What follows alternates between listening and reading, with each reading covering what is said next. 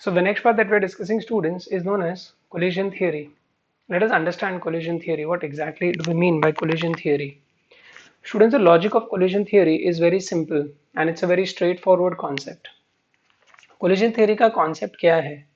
The concept is very simple. Collision theory says that when will a chemical reaction happen? कभी भी कोई भी chemical reaction कब होता है? The answer to that question is whenever two reactant molecules which are present. So whenever you have two reactant molecules which are present, and when these two reactant molecules they colloid with each other,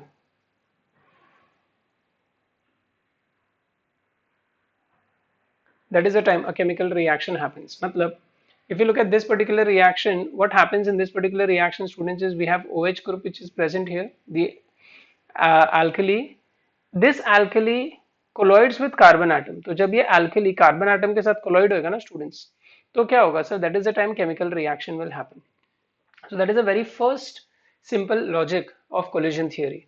It gives us an answer of when does a chemical reaction happens. A chemical reaction happens whenever two reactant molecules will colloid with each other.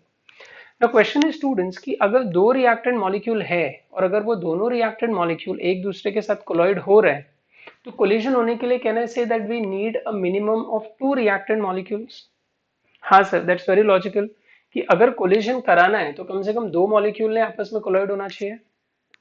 Right, no no students, हाँ sir, तो कम से कम दो reactant molecules आपस में collide होगा तभी तो जाके कोलिजन होगा.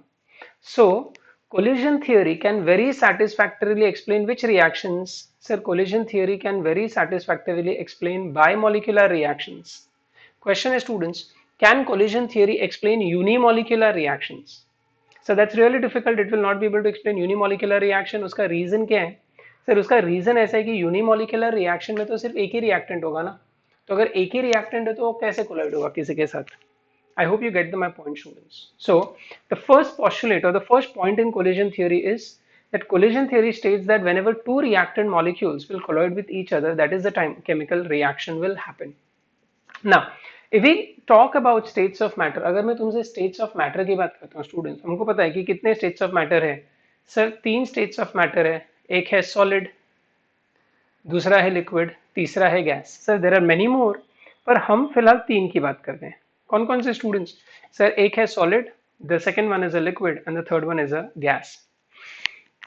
माई question to you now students is, इन तीनों में से ऐसा कौन सा मॉलिक्यूल है या ऐसे कौन इन तीनों में से which one is always in a state of random motion? Can I say students, gases जो रहता है they are always in a state of random motion. Liquids भी रैंडम मोशन में होता है, नो डाउट. और सबसे कम रैंडम मोशन में कौन होता है सर? सॉलिड्स जो रहता है ना, solids they are the ones which are like सबसे लीस्ट रैंडम मोशन में प्रेजेंट होते हैं, राइट? तो सबसे फास्टेस्ट या सबसे रैंडम मोशन में गैसेस है. तो अगर मैं तुमसे ऐसे क्वेश्चन पूछता हूँ स्टूडेंट्स कि इन तीनों में सबसे ज्यादा कोलिजन या सबसे मोर नंबर ऑफ कोलिजन तुमको क्या लगता है किस में होना चाहिए? आंसर है क्या? सॉलिड? नहीं, लिक्विड? फिर क्या आंसर है? गैस. सर गैस में कोलिजन सबसे ज्यादा होगा, followed by liquids, followed by solids. मतलब विद दैट लॉजिक स्टूडेंट्स, तुमको क्या लगता है कि कौन सा ऐसा रिएक्शन होगा जो सबसे ज्यादा स्पीड में होगा? कैन आई से gaseous reaction should have the highest speed? Yes students, after gaseous reactions then followed by liquids, after liquids followed by solids. But do you think it is absolutely true और हमेशा ऐसा होता है क्या कि जो gaseous reactions होता है वो सबसे fastest होता है?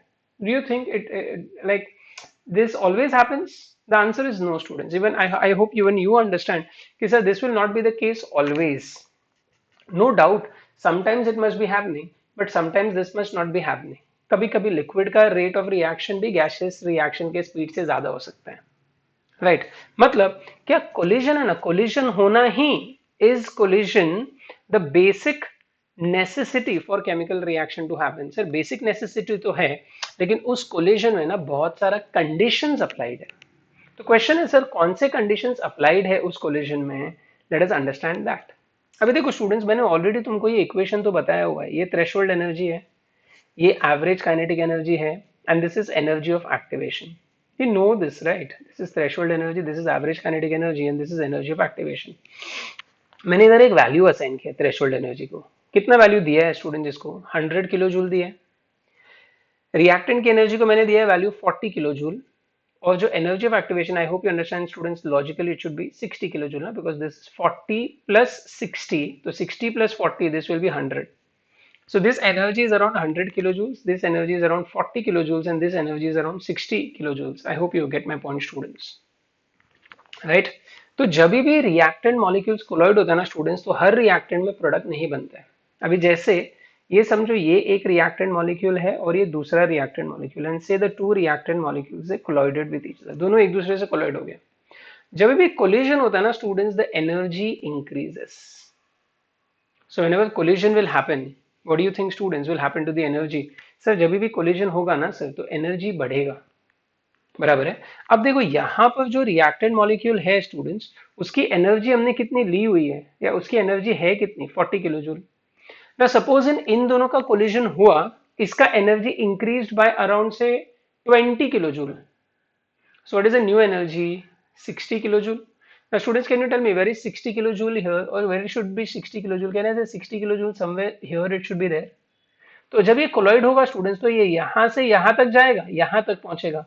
बट डू यू थिंक यहाँ तक पहुंचेगा तो उस तरफ जा पाएगा? The answer is no sir, ये इधर तक जाएगा और रिटर्न आ जाएगा। अच्छा, मैं बोलता हूँ चलो स्टूडेंट्स, इसके पास ऑलरेडी 40 किलो जूल है, रिएक्टेंट के पास कोलिजन हुआ और एनर्जी बढ़ा बाय से 30, या फिर से चलो कितना ले लूं, चलो 40 ले लूं, say it increase by 40 kilo joules.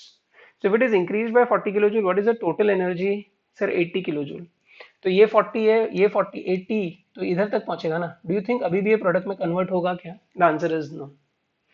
Energy है समझो उसके पास 40 किलो जूल, कोलिजन हुआ, एनर्जी बढ़ा by 60 kilo joule, what is the net energy now? Sir 100 kilo joule. ये 100 किलो जूल है, मतलब कहना चाहिए स्टूडेंट्स इधर का 40 उसमें 60 ऐड हुआ तो इधर पहुंच जाएगा। स्टूडेंट्स अगर ये इधर पहुंचा तो कहना से इस तरफ चला जाएगा। तो कहना से ये वाला जो रिएक्शन है ना, मतलब पहला कोलिजन में प्रोडक्ट बना क्या? नहीं।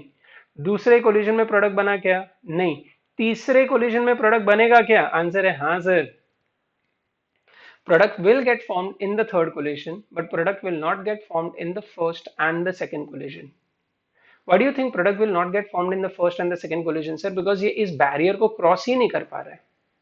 तो इस बैरियर को क्रॉस करने के लिए इनको मिनिमम कितने एनर्जी की जरूरत है? आंसर है sir 60 kilo joule. Students, energy of activation का वैल्यू भी कितना है? 60 किलो जूल है ना। तो अगर मैंने तुमसे ऐसे क्वेश्चन पूछा students, what is energy of activation, ऐसा ना डेफिनेशन पूछता है। So what is energy of activation? Can I say energy of activation is nothing but it is the minimum energy which is required for reactant molecules to form product. I hope you are understanding students. मतलब कौन सा ऐसा reactant है students जो हमको product बना के देगा, ऐसा क्वेश्चन है। Which reactant is there or which collisions will result in the formation of product? If I ask you this question students, what do you think will be your answer? Sir एकदम simple और एकदम logical answer है, जिसमें ये energy barrier cross हो पाएगा ना वही प्रोडक्ट देगा, जिसमें बैरियर क्रॉस नहीं हो पाएगा वो कोलिजन हमको प्रोडक्ट नहीं देगा। मतलब कोलिजन थियरी में पहला रिएक्टेंट मॉलिक्यूल क्या होना चाहिए एक दूसरे के साथ? पहले तो कोलॉइड होना चाहिए। दूसरा पॉइंट ऐसा होना चाहिए students, the collision should be such that the molecules should be capable of crossing the energy barrier. I hope you are understanding my point students. Then is there more conditions है? इसमें और भी ज्यादा conditions है क्या? हाँ students, इसमें और भी कंडीशंस है। I just erase this part students, I don't need this, so I just get rid of this. Right, तुमको चाहिए तो ये स्क्रीनशॉट एक ले सकता है थोड़ा सा इसका, सो दैट तुमको लॉजिक समझ में आएगा कि what exactly is happening. Right, now if I talk about the third point, what is the third point? जब भी कोलिजन होता है ना students, whenever collision happens, collision should happen with proper orientation. What do you mean by that? Collision should happen with proper orientation. Sir इसका क्या मतलब है? देखो स्टूडेंट्स, यहाँ पर OH माइनस है ना, OH माइनस किसके साथ कोलॉइड हो रहा है? Sir OH minus ion is colliding with carbon. Just imagine for some time if this OH minus ion will go and say if it colloids with hydrogen. अगर ये OH minus ion गया और hydrogen के साथ अगर ये collide हुआ, so do you think you will be getting product in this particular reaction? Logically सोचो स्टूडेंट्स, अगर OH माइनस हाइड्रोजन के साथ जाके कोलाइड होगा ना सर, तो थोड़ी ना हमको प्रोडक्ट मिलेगा। क्यों प्रोडक्ट नहीं मिलेगा sir? Because OH minus has to form bond with carbon. तो जब OH माइनस कार्बन को अप्रोच करेगा ना स्टूडेंट्स, तब जाके कार्बन और ब्रोमीन का बॉन्ड ब्रेक होएगा और OH और कार्बन का बॉन्ड बनेगा। मतलब ये कहीं और जाके किसी और को स्ट्राइक करेगा students, and bond formation won't happen with this particular thing. I hope you understand my point, students.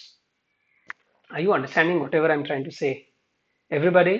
So, याद रखने का, whenever collision happens, number 3, collision students should happen with proper orientation.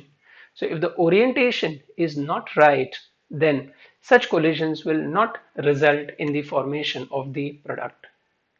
I hope you getting my point. अभी अगर हम, तुमको याद है students, हमने ऐसा डिस्कशन किया था कि अगर मैं बात करता हूँ मॉलिक्यूलैरिटी का, so what is the maximum value students that molecularity can have? Do you remember students? Sir हमने डिस्कशन किया था the maximum value that molecularity can have is 3। Molecularity 3 रहता है तो उसको हम लोग कौन सा रिएक्शन बोलते हैं? Sir we call it as a trimolecular reaction और we call it as a termolecular reaction. तो मैंने तुमको ऐसा बोला था स्टूडेंट्स कि जब हम कोलिजन थियरी का डिस्कशन करेंगे ना, सो कोलिजन थियरी के डिस्कशन के टाइम में I will be discussing this with you all. I will explain you कि why maximum value of molecularity can never be more than 3। So what I do today is I will explain you this part now, why molecularity का value can never be more than 3। Molecularity की value 3 से ज्यादा क्यों नहीं हो सकती है students? अभी देखो, मॉलिक्यूलैरिटी हमेशा कौन से रिएक्शन के लिए कैलकुलेट किया जाता है students? Can I say students molecularity is always calculated for simple reactions. Simple reactions का मतलब क्या होता है students? Sir simple reactions are nothing but one step reaction. So if the molecularity has to be more than 3, so students, can you tell me how many reactant molecules should be there? Answer है, sir there should be 4 reactant molecules which should be present, and all the 4 reactant molecules, they should be colloiding with each other. I hope you're understanding my point students. तो 4 reactant molecules होने चाहिए और 4 के चारों reactant molecule एक दूसरे के साथ colloid होने चाहिए। Yes or no students? I hope you're understanding. हाँ सर, तो 4 reactant molecule colloid होना चाहिए। अब देखो collision theory समझो, अगर मैंने बोला 4 reactant molecules होना चाहिए, तो there should be 4 reactant molecules. Number 1, they should colloid with each other. Number 2, they should be capable of crossing the energy barrier. Number 3, they should colloid with proper orientation. So far, students, there has not been even one chemical reaction reported wherein 4 reactant molecules colloid in the same step and satisfying condition 1, condition 2 and condition 3. अभी तक हमने ऐसा कोई भी chemical reaction report नहीं किया है students जहां पे ये तीनों कंडीशन सेटिस्फाई हो रहा है विथ 4 सच मॉलिक्यूल्स। इसका मतलब है मॉलिक्यूलैरिटी का वैल्यू 3 से ज्यादा नहीं हो सकता। इनफैक्ट मॉलिक्यूलैरिटी 3 का वैल्यू भी जो हमको मिला है ना students, we have very less number of reactions wherein the molecularity of the reaction is found out to be 3. I hope you're understanding students. So collision theory satisfactorily explains which reactions it can very easily explain by molecular reactions. I hope you guys understand this part. Are you guys very clear with this collision theory? So remember students, 3 conditions. Number 1, collision should happen. Number 2, when collision happens, ये जो energy barrier है ये इसको cross करना पड़ेगा, मतलब उसको minimum जो energy लगेगा students, that should be your energy of activation. And number 3, whenever collision happens, it should happen with proper orientation. अगर orientation गलत है students, then that collision will not result in the formation of the product. I've also explained you why the molecularity का maximum value is 3. Why molecularity can never be more than 3.